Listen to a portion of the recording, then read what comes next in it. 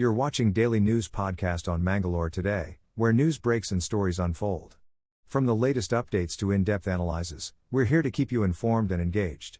Let's get started. In a recent address on his monthly radio show Mann Ki Baat, Prime Minister Narendra Modi praised Mangalore for its innovative organic waste management system. The Prime Minister commended the city's use of technology to efficiently handle waste, describing it as a model for others to follow. He acknowledged Mangalore's significant contribution to the Swachh Bharat mission, highlighting the success of locally developed technology-based solutions in the city. PM Modi's recognition of Mangalore's efforts emphasizes the importance of sustainable waste management practices and serves as a testament to the city's commitment towards cleanliness and environmental conservation. In latest news from Mangaluru, former DySP Anupama Shenoy has called for the removal of IPS officer Pranab Mohanty, who is leading the SIT investigating the Dharmasthala murders. Shenoy, during a press conference at the city's press club, urged the government to replace Mohanty with IPS officers like Dr. K. Ramachandra Rao or Dayananda.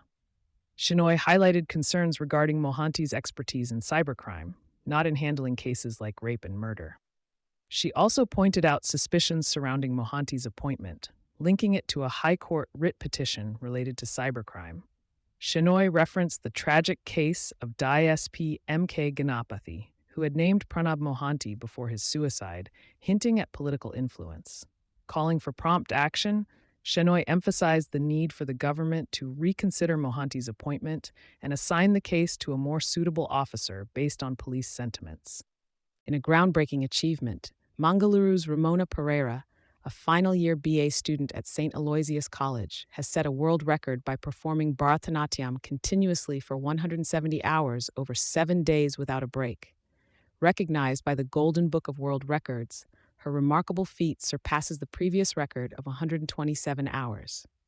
Remona, who has been practicing Bharatanatyam for 13 years, prepared for this milestone by dedicating 5 to 6 hours daily to dance practice while managing her studies. Supported by her college community, she maintained a strict diet and took short breaks every 3 hours during the performance. A medical team monitored her health throughout the marathon dance, showcasing her dedication and talent in this classical dance form. Continuing heavy rains in Mangaluru and Udupi districts have resulted in frequent holiday announcements for schools and pre-university colleges. To compensate for the missed academic days, the Education Department has decided to conduct full-day classes on Saturdays, starting after August 15th. In Udupi district, where numerous school days were lost due to rain, afternoon sessions on Saturdays will be held to cover the curriculum. Dakshina Kannada has observed 7 rain holidays, while some taluks had additional days off. Similarly, Udupi's Bindor education block had 8 rain holidays. The authorities are working to ensure educational continuity amid the challenging weather conditions. Implementation begins from August 15th, with full-day Saturday classes continuing for approximately 4 months, depending on the weather. School officials in both districts are committed to ensuring that students make up for lost time and stay on track with their studies. In recent developments from Beltangady, wild elephants are causing havoc near Boliar, escalating fears among locals. A lone tusker was spotted near Dharmasthala, approaching a bus stop where schoolchildren sought refuge in a nearby shop. This incident follows a recent tragedy where a man lost his life in a wild elephant attack near Gundi in Kokada Sutadka. With continuous attacks on crops and increasing threats to human lives, residents in the region are living in constant fear. Authorities are urged to take necessary steps to mitigate the escalating human-elephant conflict in Beltangady.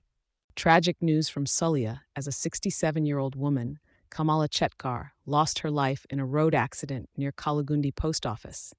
The incident occurred when she was crossing the road to catch a bus to Sampaji and was struck by a motorcycle with Kerala registration. Despite being rushed to KVG hospital, Kamala succumbed to her injuries. She was the mother of former Sampaji Gram Panchayat President Kumar Chetmar and a respected resident of Sampaji Belu. Our thoughts are with the family during this difficult time. In a significant development, alleged multi-crore fraudster Roshan Saldanha from Jeppanamogaru, Mangaluru, has been granted interim relief by the Karnataka High Court. The court has issued an interim stay on police investigations in cases involving a Rs 10 crore fraud against a Bihar-based businessman and another case involving a 1.5 crore fraud against a Mangaluru resident. Saldanha, who was arrested by the CN police amid national headlines, faces accusations of orchestrating large-scale fraud under the guise of providing loans. Multiple complaints have surfaced, with businessmen from Assam, Maharashtra, and Bihar alleging significant losses. Despite the lavish furnishing of his residence, including a private bar and restaurant stocked with imported liquor, Saldanha remains in police custody. While the High Court's stay has hindered police investigations in 2 cases, legal proceedings in other pending cases remain ongoing. Senior criminal lawyer Arun Bangjera is representing Saldanha as police continue their efforts to ensure he does not easily secure bail. In a significant development, Urwa police in Mangaluru have apprehended a key associate of notorious gangster Ravi Pujari, who had been on the run for a decade.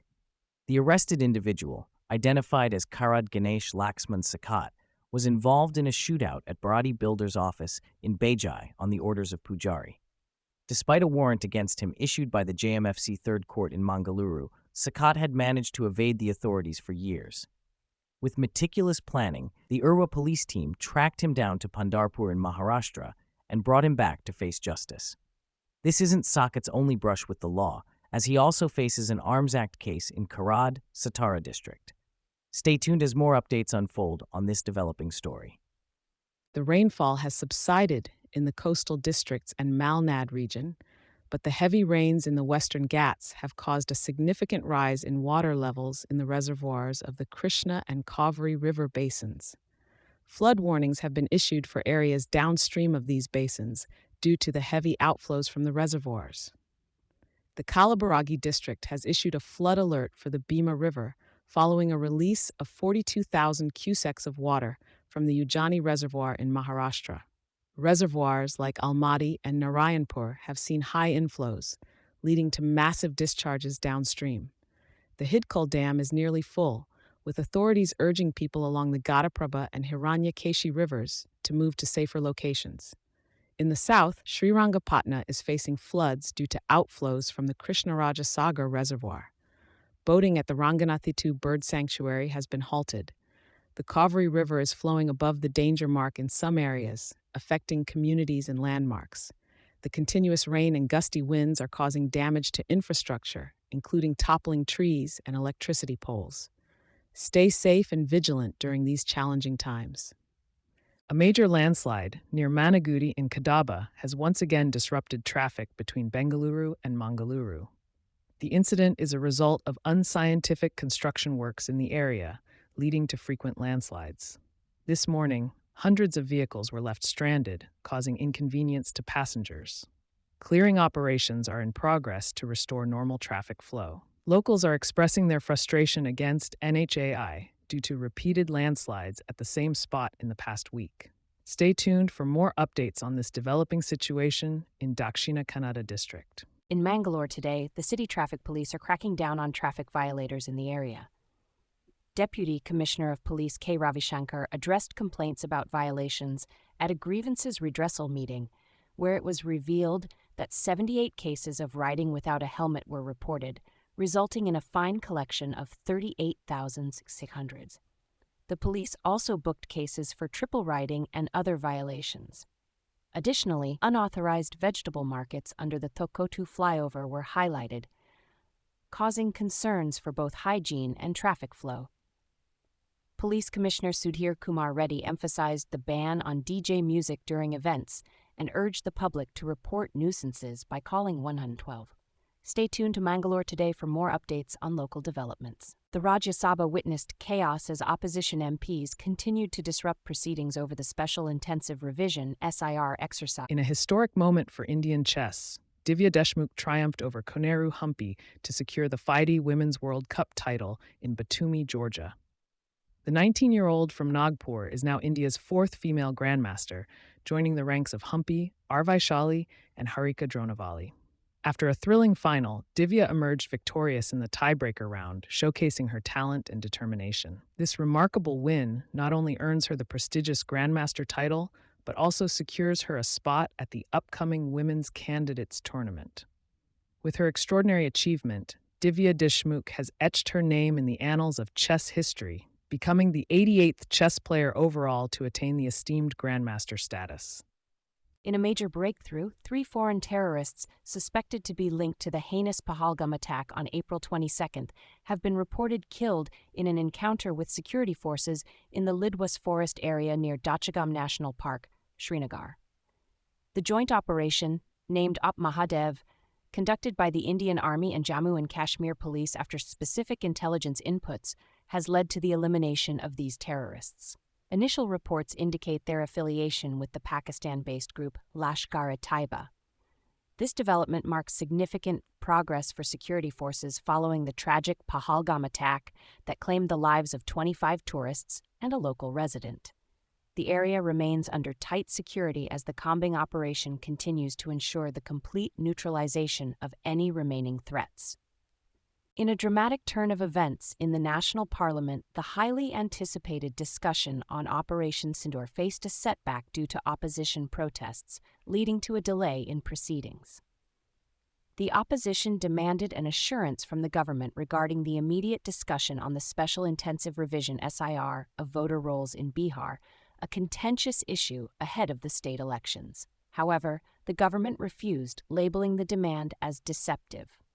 This impasse resulted in an adjournment of the proceedings until 2 p.m. Stay tuned to Mangalore today for further updates on this developing story. In a concerning incident near Bengaluru's Rameshwaram Cafe, 3 women were harassed and chased by 3 men, leaving them shaken and traumatized. The incident was captured in a viral video shared on social media, raising alarm over women's safety in India.